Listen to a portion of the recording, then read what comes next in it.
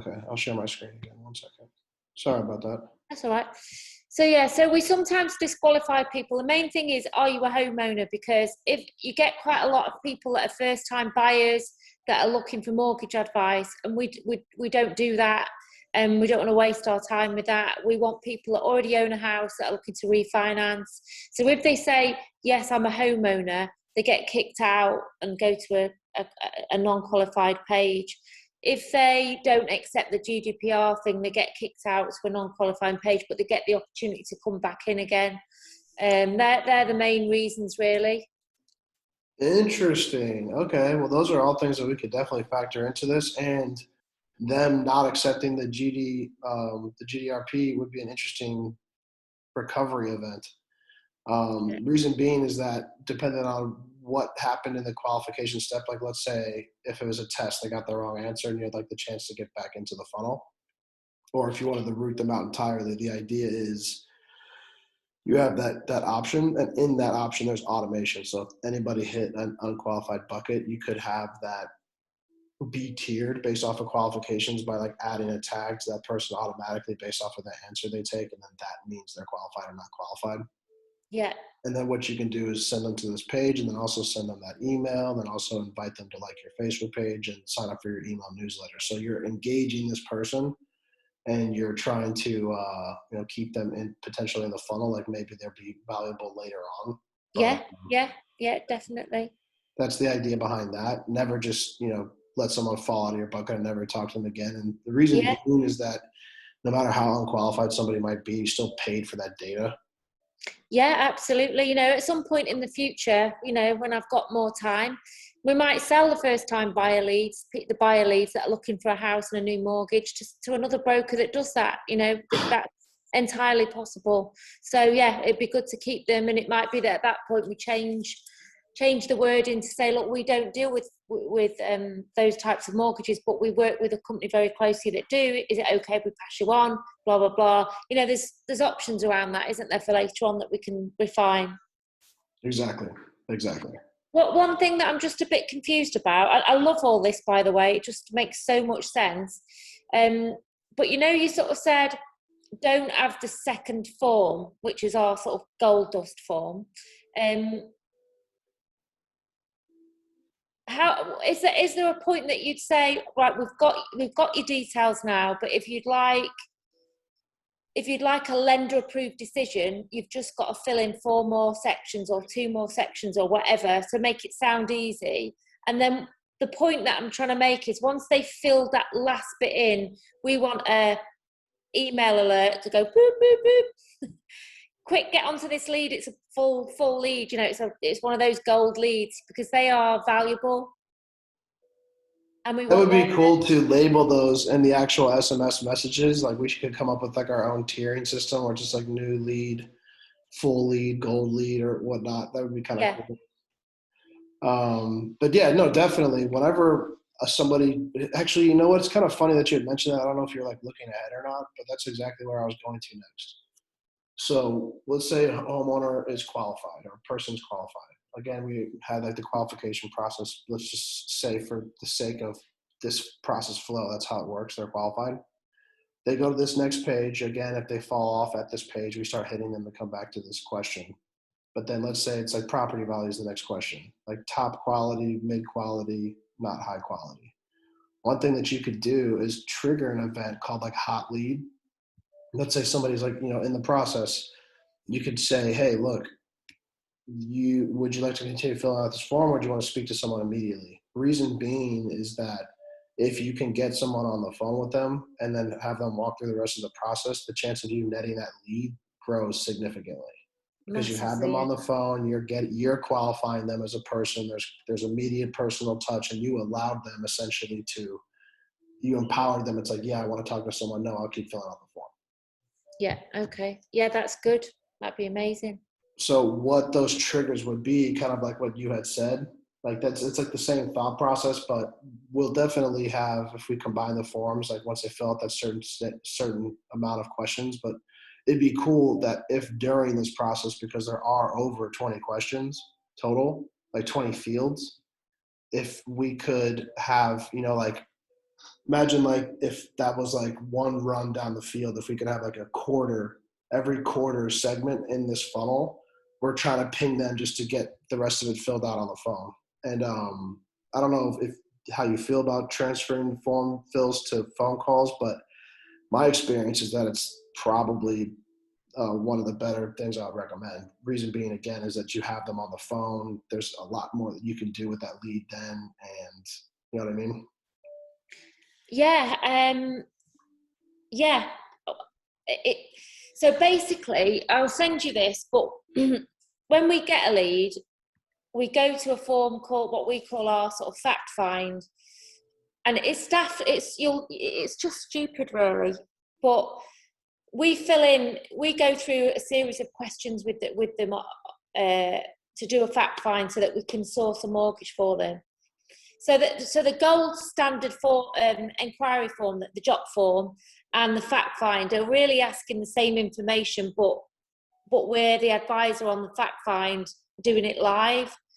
So if we could amalgamate our fact find into this and ditch our fact find completely, it means that if they were like halfway through the form and they decided they wanted us to fill it in with them, we're filling in the same form, if you know what I mean, rather than having two different forms, because then we'd have to bring up another form and start filling that in. Do you know what I'm trying to say? It's just crazy, really, that we do it like that. But I suppose what I'm saying is, as long as this form is built the same as our fact find and it mirrors it, we can ditch the fact find and just use this. And it's either they fill it in completely, they fill a quarter of it in and we help them fill the rest of it in, or whatever, or a half of it or 3/4 of it, you know, or they fill in 3/4 of it and become a lead because we've got their phone number, but they haven't filled in all the information. So we'll phone them up and say, right, let's get this other bit of information. I only need you for 5 minutes. And then we'll be able to get you a lender approved mortgage proposal. So Right. You know what I does was that make thinking. sense? Right. And you know what I was thinking too. Whoa, sorry about that. It's kind of like I'm getting a lot more clarity on it, not from the mortgage industry, from the banking industry. Because when you're filling out different applications for credit cards and stuff like that, if you start to stall, they'll literally pop up like a chat bot, like, "Hey, we saw you're having like some issues," and if you like fall out of the funnel, like they'll call you and be like, "Hey, we saw that you're like, through your application, can we help you fill out the rest of it?" Imagine being proactive and these people are qualifying themselves and you pinging them like, "Hey, look, you want to talk to someone to fill out your form right now?" Because if they're qualified and they're like interested, they're gonna want to get on the phone, because who wants to sit and fill out a form of 30 questions? You know what I mean? Like, Yeah, someone to take honestly, care of it for I you. think that would really, really help. But we do have to bear in mind also that some people fill in that form at work when they shouldn't. Right, You know right. what I mean? Whereas they can't take a phone call because it's too obvious, but they can sit there and fill in the form at work. That happens a lot because we phone them up and say, "Oh, hi, just getting back to you on your inquiry," and they go, "Oh, I'm at work at the moment. Can you call me at 5 or something like that?" You know, so. But it's not always like that. So I just think it's just building it so it suits different people at different times, isn't it? Right, exactly. And the goal too with getting them on the phone, if they hit those qualification points too, is just to make sure that they are not going to start shopping around or lose interest, that you're constantly engaging them, which is why I was going to talk to you about if they hit these points. I mean, we could build this route all the way through. Like we could take this, I just didn't want to make a route of 30 questions if we went a different route. You know what I mean? Yeah. That's going to happen regardless anyways. But the idea is throughout this process, if they do something to not qualify them, we can always push them back to that not qualified standpoint. But if you can get them to book on the calendar and then they feel like they're about to get like a consultation or whatever you guys offer, free consultation or free session or whatnot, and then you can keep them in the loop and keep them engaged until they continue to like speak with you. The main thing there is that you're going to get that person to show up. The biggest thing too with like Facebook leads is if you get like appointments scheduled, people falling out of the pipeline by canceling or rescheduling. These are the types of like things that I put in place because it really, really helps with avoiding that. And then a nice little touch here and there is the ringless voicemail, because especially during COVID, people in communication, people are like separated a lot, and the ringless voicemail allows you to jump into the automation and leave like next step notes. And that's like, something that I've been incorporating too into my automation is like having little video snippets and intros and stuff of that so people know what to expect next. But it's also just nice to have that personal touch. You know what I mean? So you'd sort of like leave a voicemail of, we just need 2 more pieces of information from you in order to be able to get you a lender approved proposal over, or whatever. How would you utilize that? So anytime I get someone's information on the phone, I always like just send like a personal, hey, it was nice. It's nice to like connect with you. Looking forward to seeing if there's anything I can do. If you need help, you can feel free to text this number. This is my direct line, because it really all feeds into Go High Level. You know what I mean? Yeah, yeah, I And get just that. little personal touches, because if you can be personal, it's nice. You don't have to have like every channel be formal. Like even when I'm sending out notifications for meetings across different channels, the notifications are different from Messenger, Instagram, email, and SMS, because people communicate differently on them. Yeah. So that's like the Just one other thought, sort of going through it, is obviously to get them to write to the end where we've got the goals lead, right? They've got to fill in quite a bit of information, like including listing all their debts out and what it's costing them a month and what the balances are and all that sort of stuff. And some people may be put off by that, and we don't want to lose them. They're still a really good lead, even if they don't fill that in. So is there a point that we'd get to where they're going to feel that they've done what they need to do to be an inquiry, so we can phone them up and go, oh, we've got your inquiry, thanks very much. Like that's what a thank you page doesn't it? It sort of like it sort of says, right, thanks very much for that, we'll be in touch. However, if you just want to leave a bit more information, we can actually get you a lender approved decision. Are you thinking about putting that sort of in-betweener in at some point to say thank you for your inquiry? I don't know. I mean, I'm thinking that it kind of invites them to stop the process. And I feel like if they've Yeah. already gotten that far, they're vested, kind of like what you said. That's like the golden lead, but it's inconvenient. I guess like in the simplest way put, it's like make that golden lead more convenient. I'm Does that just make worried sense? that we'd lose quite a lot of conversions. Well, we won't lose them because they'll be in the funnel, won't they? And we can still contact them. But it's a little bit like, if I've not finished filling the form in and I've bailed, am I not really expecting a phone call? I don't really need a phone call because I've not finished doing what you've asked me to do. But yet we want to phone them and say, look, thanks for your inquiry. Let's get you a proposal over. Yeah, I mean, I guess like what you could say is like, thanks for you could chop this up, like I said, again, into like 4 pieces. Like, thanks for your initial information. This next part's about this. And what I would do is like stage those questions and least to most controversial, like most private, and save those for the end, because those are going to be the questions that make people fall off. So that would definitely be one thing I'd recommend. But if you're looking to like pace them and be like, hey, we got your initial information, but if you give us just a little bit more, we can go straight through the approval process. I think that there's like a few ways that you could word that would be enticing. My main concern is that if someone's on like question 16 and the only thing keeping them from getting to question 17 is a splash page telling them that they're already done, I just feel like it Yeah, could cause yeah. confusion. I suppose we could get to points in the funnel, like you said, like break it up into 4 parts or something, where if they bail out, we could still message them and say, thanks for your inquiry, one of our advisors will be in touch, so that they know that we're still treating them as an inquiry and that they've not just bailed on it. I would send them an automated email and say, hey, look, we saw the information you filled out. You actually do qualify for a few programs. Here's a link to our calendar. Find a time that works best for you to talk. And I would hit them with that message, twice within 24 hours. And then if no response, I would auto assign a task that says manual outreach. And then you'll have your users inside Go High Level that'll be tasked with that. Yeah, Reason being is that the thing is, this is all, we set it up, and obviously we can always tweak it, can't we, if it's not working, if we need to. Yeah, the main thing really is the Manual build outreach out. in earlier or anything like that.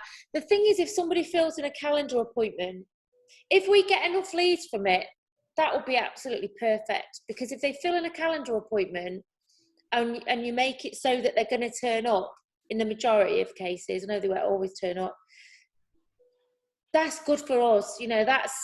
We'll have less leads, but more of those, if you know what I mean. So it just means the quality's up and we've got appointments in the diary rather than us phoning people that aren't really ready for us. But at the same time, I don't want to go into a situation where we've not got enough leads to call or things to do. But if you can get us appointments and gold standard form fills, that's our objective, really. It's just what comes before that, really, is do we fully automate that or do we go for manual outreach at some point?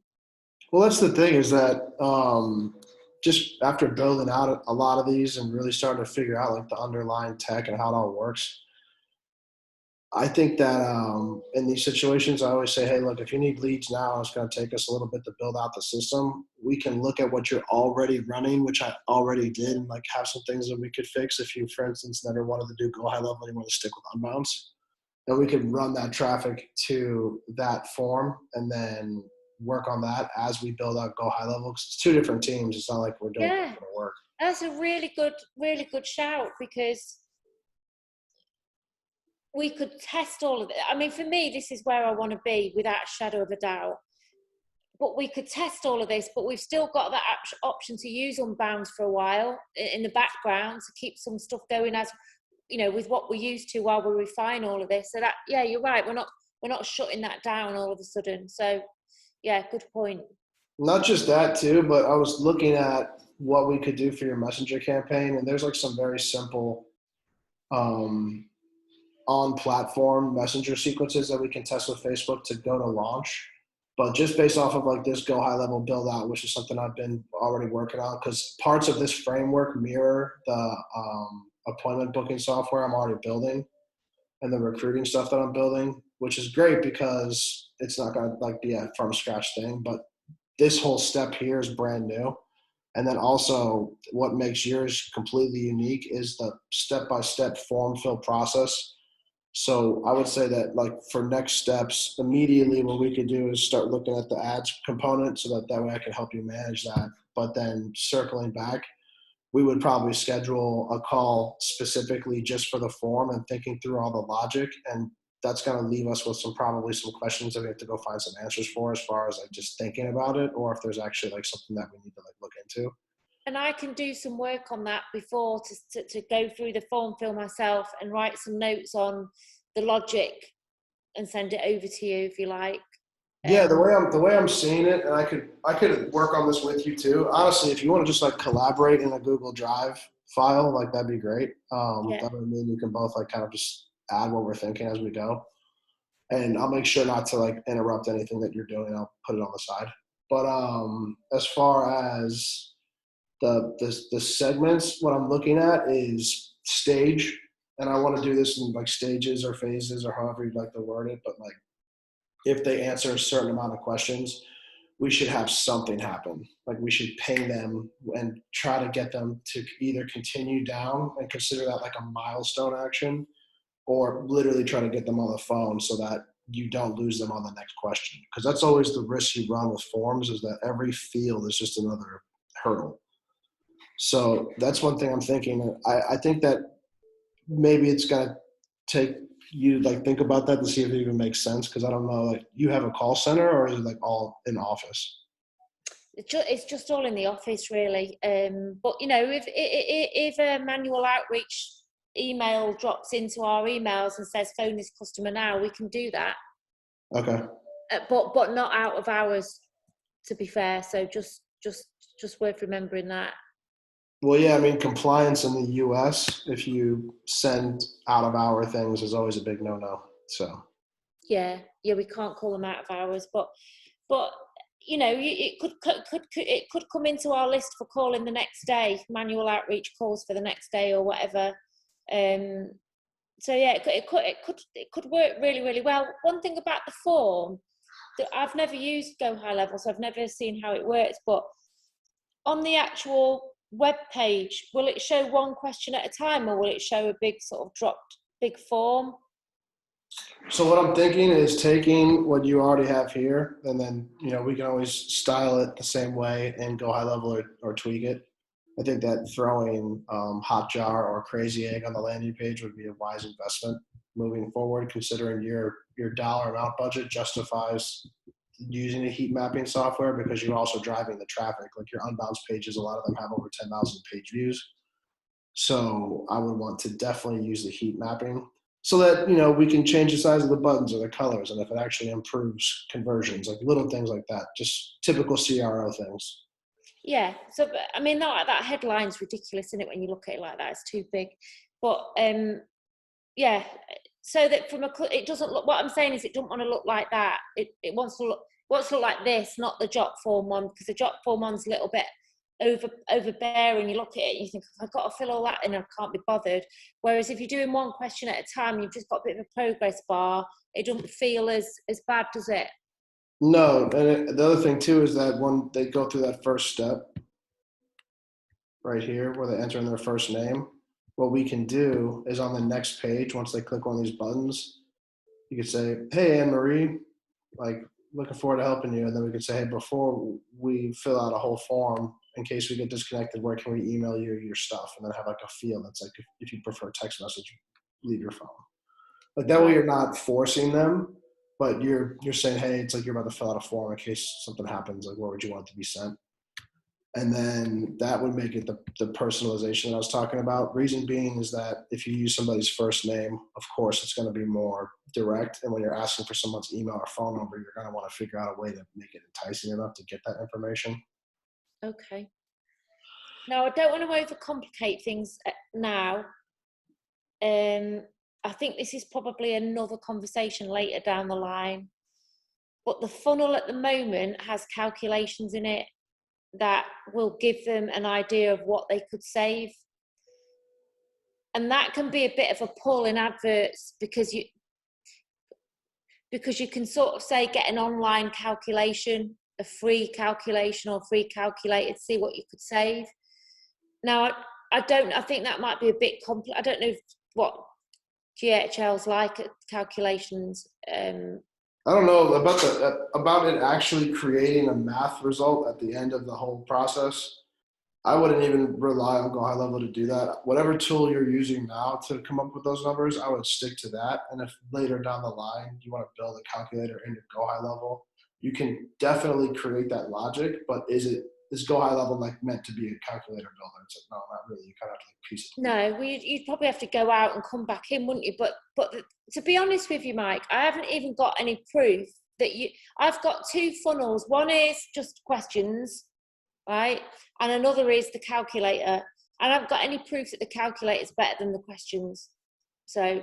Well, we can see that in analytics, which brings me to my next thing I wanted to talk to you about, is that the analytics accounts are missing the actual landing pages for traffic. Yeah, I'm crap at all of that bit. Okay, it's cool. No, trust me. Look, that's what I was telling you. It's like, don't worry. Like, we can still build entire strategies just off of, but like when we get access to things, we can always take it a step further. Yeah. It's like today. I mean, today's been shit on Facebook. I've got no idea why, and that's ridiculous. I don't know whether it's the lander. I don't know whether it's the clicks. The landing page views look expensive, but I don't know if our server-side settings are telling Facebook about landing pages, also, and whether iOS is affecting that or not. So I can't really see anymore, if you know what I mean. Yeah, we got the other thing I was gonna say is we kind of need to do like a refresher on your pixel and your conversion API. I think you do have skewed data. Reason being is that having 2 pixels on a page can skew data, but having 3 pixels on a page can definitely skew data. And you have 2 different pixels that are registering events right now, which can also skew data. Well, I've got 3, haven't I? Yeah. So that's the main thing too, is I was looking through your Facebook account and I was like, we should try to maybe label some of these accounts so that they're easier to look at from reporting standards. Because the way I do Facebook reports is I look at on the top level and I pull out like my own data. And I was looking at like, I wonder like what labels we could put in place from the campaign ad set and ad name to better pull reports, because you have different targeting on the ad set name. But if I Hmm. look at like the ad name, like I'm not sure what piece of No. media we're using, what piece of copy we're using, what headlines and things of that nature. Is it dynamic? Is it not? Like, just in general, what I was going to talk about too with you is just for organizational purposes, especially when you're working with somebody. I always like to have an SOP for labels. Reason being is that it's always like labels change from industry and who you work with, and the depth of the label can change too. But at least having some type of way to where if we do work together, like you can hop in here and pull a report and know it's like these are the ads that are running, these 10 pieces of creative that we have confirmed with these 10 pieces of copy, which is a whole other thing I wanted to talk to you about on copy, which I think we're going to have to schedule another meeting just for Facebook. But like having that isolated in the actual reports is going to help us look and see what's working and what's not. Because at first glance, I'd have to go in and then look at your historical reports and just open every single ad and then look at every single detail to like really get an idea of. Yes, but it's rubbish, isn't it? I mean, a lot of this has come from me just working on my own and nobody else being in there, and me just being Right. lazy and just throwing them Of up. course, of course, and you have it in your mind exactly what's going on. It's just for To a degree, but I don't, like I said to you, I can't tell you what went wrong today. I don't know. I mean, obviously not every day is going to be good, but I don't really know where the issues are to fix, if you know what I mean. I feel like I've lost sight of the whole thing. I don't know what's working, what's not working. It's just pot luck. I throw some campaigns up. Sometimes they work, sometimes they don't. Most of the time they don't. I just find Facebook so hard nowadays. I don't even know if we've got the server-side tracking set up right. I don't even know if it's communicating with Facebook right. I don't know if the events are set up right.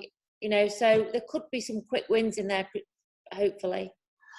Yeah, no, definitely. I mean, as far as quick wins go, just getting some of these things structured will definitely help. I think that another thing too, I wanted to dive in deeper with you is the funnel. I think that there's an opportunity, considering the services that you offer, is to try to get a really, really cheap engagement audience built up just by putting out information that's relevant and helpful to your target market. And that's also going to help too.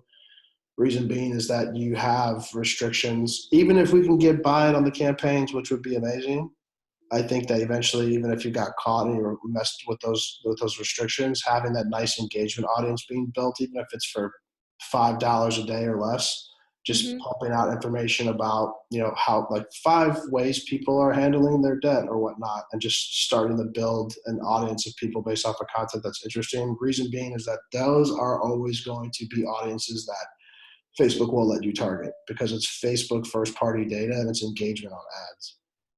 So that's one thing I was going to mention to you as well, is like, how can we get a better CTR with your direct marketing funnel, which right now it's like a lot of these like direct offers and stuff like that. And how can we target that a little bit better? So that was one of the things I was going to mention, in addition to the lead gen and the messenger, is kind of structuring, even if it's very simple, from the top to the middle where you're doing the direct offer. And if somebody engages with your direct offer, then you can hit them with really specific content, anything that can really push them over the edge. But I think that that's something that we would really want to look at, is how can we communicate to your audience in a way that helps it easier for us to filter who we're spending budget on. Yep, yep. It does need more structure. I've never really got amazing click through rates. 40% as used to get me good leads, but now it doesn't. So I really don't know why. I mean, it's probably got to do with iOS, but I don't really understand why, because I thought we had the server side settings set up. But obviously it's got gaps there in terms of its optimization. So got to stop sort of thinking about how it used to work and start looking forward, I suppose. Yeah, and just I think it just needs a little bit more touch points here and there. I think that you have some good things here. It's not like I'd have to like start over from scratch. I'm going to be leaning off of a lot of the things that you've done prior. I think that there's also a lot of different things that have changed with like the learning curve when it comes to optimizing for conversions versus page views versus link clicks, and then also the conversion API and how we're tying that in for accuracy is important as well. So while you have a great foundation, I think that with a strong rework, you could definitely be back where you were at, or at least know where you can put your budget in bucket wise. And another thing too, I have good news for you, but I need to make sure that it works in UK the same way it works in the US. But my agency was approved to run Oracle audiences on Facebook.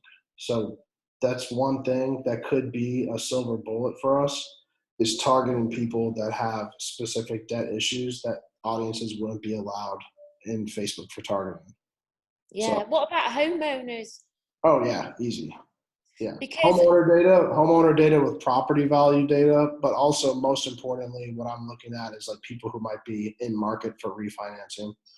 yeah, well, I mean, that would be amazing. I mean, just to explain to you there, the reason that we've got that audience of environment issues is only because I think that people that think that way are more likely to be homeowners. Just that demographic of person is more likely to be a homeowner than somebody that maybe is a sort of like lower income renter, only because I can't target homeowners. So it's just trying to find out, like I use skiing's quite a good one that I use.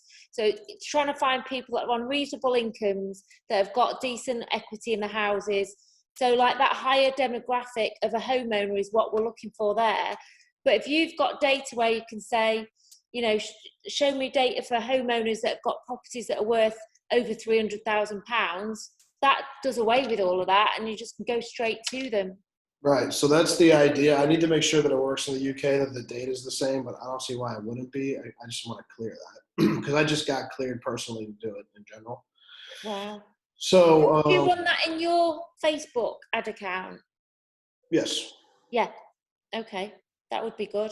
Yeah, they come through as saved audiences because it's like uploading a custom list. Which also, one of the other things I wanted to talk to you about is I reached out to a buddy of mine in the U.S. who is a mortgage broker in Ohio. I think I had mentioned this to you briefly Did before. yeah. And one thing that I'm going to work on with him is that he has a lead revitalization tool that he built for agents to try to get real estate leads back into the funnel. And I was talking to him about that, and it's pretty simple. I think we could build one like way better. And the reason being is that like he was already asking me for like some ways that he could improve it. But the idea is you can upload a sheet of leads and it'll immediately start pushing them through the funnel. So that's another thing I wanted to run by you, is that you said that you had other mortgage partners and people that you've worked with before. And I know that you've amassed your own list of leads and that they probably have too. So in addition to trying to get all of that together just to build lookalike audiences on Facebook to target, I want to see if we could possibly like have some type, like you had said about like selling leads, you know what I mean? Have some type of like what would you call like back from the dead lead type of service where people could give us like 10,000 leads that they got over the past 5 years that are just cold, and put them in the system and start bringing them back to life. Yeah, sort of like a retargeting campaign. Yeah, basically what it'll do would reach out and be like, hey, name, like, saw you were looking for this before. Are you still in the market? And just start trying to ping them on SMS and email and stuff like that. So he's been doing it and he's been killing it. So I'm Is interested. he the guy that's built the white label sites for the agents? Yeah. Yeah. It's a very clever idea, that. Yeah, no, definitely. Maybe I can get him to hop on a call with us so we can all chat once. Yeah. Yeah. I'd have to try and think how that would work for us, but Well, I was thinking more or less like, because me and you had talked on multiple facets on like different levels of like generating leads and managing campaigns or just buying leads and selling leads. And what I was thinking is like, since this program is going to be sitting parallel to us over the next 30 days, is like what I'm looking to try to see if I can get it rolling, just do a test run. Is maybe it's something that you could sell to other mortgage companies if you had said sell them leads.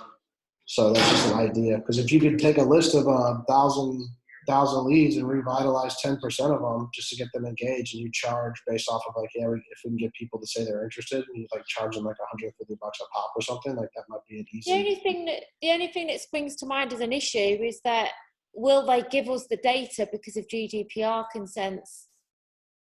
I would honestly be looking at you to point me in directions to research that for us, or if you have any feedback Yeah. I from. think you'd find a lot of mortgage brokers would be a bit scared to do that, to give you their, they'd be scared commercially to give it you because they're giving you their crown jewels really to give you their data. Oh yeah, for sure. But There's B, that. they might be worried that there's a compliance issue because obviously they're very, very cautious around the regulation around the financial services and stuff like that. I guess the only way I could think around that is since it is Go High Level, you could run it on a subdomain on their main primary domain. Since it's their data getting sent to their domain, it would be within compliance because it would essentially be their tool, just renting it. Or Yeah, there is that potential. I just Um, wanted to throw that out at you. It's just There's another thing. there's also the potential. I mean, obviously, I'm limited by budget now, which you'll find very frustrating because I used to sell like 140 leads a day, so I used to have like a massive budget, um, and I obviously can't spend that sort of money on my own because I'm not, not spent. Before I was spending other people's money, not my money. But if we start to work and we do really well, and we know we could get more leads, then I can sell leads in the UK. That's what I used to do. So I can sell leads and we can come up with some sort of joint deal around that. Okay, yeah, that's what There's I was always thinking. some extra potential there. Yeah, that's what I was thinking. I'll reach out to my buddy again, and then maybe we can schedule like just a little intro call so you can kind of pick his brain because he does know Go High Level as well. And if me and you rolled any of this out together, I would definitely be like running some of it by him for feedback. So yeah, there's that. And then also as far as our next call, so we can just go through the Facebook strategy. Um, can you do Thursday or Friday? Yeah. Okay, I'll send you my calendar so you can pick the time that works best for you. And then I'm looking forward to showing you what I came up with on the Facebook stuff between the messenger and the lead form. I want to see what we could do for ManyChat because I have an idea that we could take. And this is also heavily based off the GDPR. I guess everything is, isn't it? What we could do to qualify someone directly through Facebook. Because I think it'd be super cool if we took that. And this is just an idea. I mean, I want to get your feedback, but if we could take this and put this into Facebook and have somebody literally fill this out through Messenger, I think that would be amazing. Because you can have it be predominantly button-based answers. Can you do that and build and take it into that Go High Level funnel that you just showed me? Yes. Yeah. Yeah. I mean, that would be, even if for the more complicated part of the form, which is the gold form, which is the filling in all the credit details and everything, you could get them in to Go High Level by that point and get them to fill the rest of it in there, couldn't you? Rather than all of that, that won't get done in Messenger. But yeah, if getting them into Go High Level is done on Messenger, then you can forget all this. That's what I'm thinking. It's just interesting because remember how you had said like real marketing people send people to landing pages, they don't do lead forms? Well, that is what real marketing people used to do, but now with Exactly, iOS, exactly. No, you're right. You're right. You're right. I remember when you had said that, and I was thinking to myself, it's like, well, in this case, if we did do Go High Level, what you could do is bridge it back and forth between Messenger and the landing page. Because, like, as an example, what happened, and I haven't even done this before, but like, what if someone was on question 3 and they fell out? And instead of you just pinging them to go back to a landing page, you just ask them question 3 directly to their Facebook Messenger. And if they respond, then that like brings them back into the form. yeah, I mean that for me is phenomenal. I think it could work really, really well. And you could have two options, couldn't you? You could have Messenger and lead forms, and you could do the same sort of, obviously you can't communicate as easily with lead forms, but you could still use, the thing is with lead forms is obviously they're a bit too easy, but we could make them harder. We could put in some questions like how much is your house worth, how much debt have you got. We could make them a little bit more sensitive questions, to drop out the crap. Obviously the other issue is that some of the phone numbers and email addresses are out of date. but we could ask them to verify that maybe at some point in Go High Level. That's interesting. But the point I'm making is that if you can get over all those issues or old ways that we as marketeers think, Facebook's got all its learning there, hasn't it? It's got all its optimization there because it's within Facebook, and you've not got the iOS problem. I guess you're always going to have those problems, and then when pixels go away in 2023, it's just like the evolution of that. I think that first-party data is definitely going to be huge, and email to browser-based data. But end of day, Facebook engagement's first-party data, and if that's like just one of the many strategies me and you discussed, so just think about that. It's like we have a lot of ammunition, and the main thing I'm thinking is it'd be really cool to see how customer friendly we can make a finance company. Like that's my like intrinsic motivation is you have like a pretty user friendly but long form, and bringing that into Facebook and giving people options as to how to convert would be interesting. And then also how much they would answer in Facebook before they dropped out, and then how we would then follow up with them thereafter. I think it's all up to discussion. But the main thing is that we want to have a firm blueprint of what we want to start with. And then we want to make sure that we can create a roadmap for the different aspects of what we want to build. Because again, like just to kind of end things off, like for next steps would be to manage the ads on Bounce or work with you on it in some facet or degree to help take that off your hands and start split testing those that ad targeting a little bit, and then also Oracle, try to figure out how we can integrate that based off of it being qualified in UK. Meanwhile, building out the Go High Level funnel to accomplish this goal, which is combining the funnel here on the landing page with the gold lead form. And then after that, then we can start going crazy when it comes to what we want to integrate, like in Facebook chat or what all these other additional things that we can do are. You know what I mean? Yeah, I mean, yeah, there's so much to do in there. I suppose it's just a matter of getting some priorities together. But I definitely think like the messenger chat and maybe coming into the funnel at a later point on Go High Level, because you've already put your basic data in, but we need to put the gold form data in, and you want to do that on a form rather than in Messenger. You just like get the main bits that you need off Messenger and then dump them back into Go High Level to finish off. I think that Right, would work really well. and to speak to your point too, at all those different stages or just at one interval, we can hype people up to be like, hey, you actually do qualify. Answer these next few questions and we'll have an answer to you in 24 hours. Like we can dab those little types of touch points throughout the process. But also to kind of speak to what your point was, it's like no need to make it any more complicated. Like let's get you on Go High Level to start. And I'm excited to build out this sequence, especially since you're primarily doing Facebook ads, because I think that we're going to be able to see, pretty quickly what people are filling out and where they're falling out of the funnels. You know what I mean? Because if we can move some questions around and keep people from falling out, I think that they're willing to answer more controversial questions the more dedicated they are. But if you like hit them with a question that's personal halfway through, the fallout right there will probably be higher. Yeah. It's like saying at the front, isn't it? It's I don't know, it's always a balance, isn't it? Being honest with you, like I don't think we say this up front, but it's a 10-minute process on their part, probably less than 10 minutes, probably 7 or 8 minute process on their part to give us the information we need to get them lender approved information. Yes, absolutely. I'm sorry, I have to hop off now because I have the ATT guy. He's here to set my internet up. Don't worry.